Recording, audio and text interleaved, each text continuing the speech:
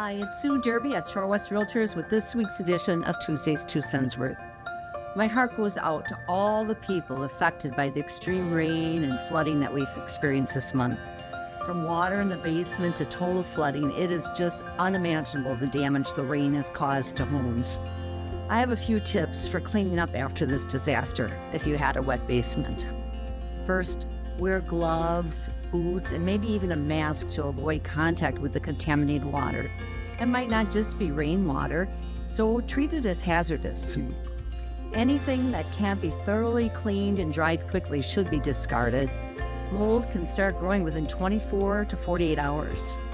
You may need to have your heating equipment checked out too by a professional before the season starts. Check your water heater as well. Set up fans to keep the air moving, and of course run your dehumidifiers to pull out the moisture. Drywall wicks water up quickly, so if the water has reached your drywall, you're going to need to cut away at least 12 to 24 inches above the water line.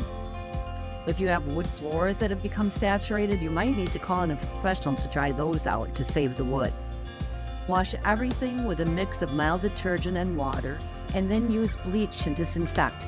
Take 1 cup of bleach to 1 gallon of water. And I've seen some real horror stories about foundations crumbling due to the pressure of the water. So check your entire foundation for cracks and leaks, because you want to notice those problems before they become big disasters.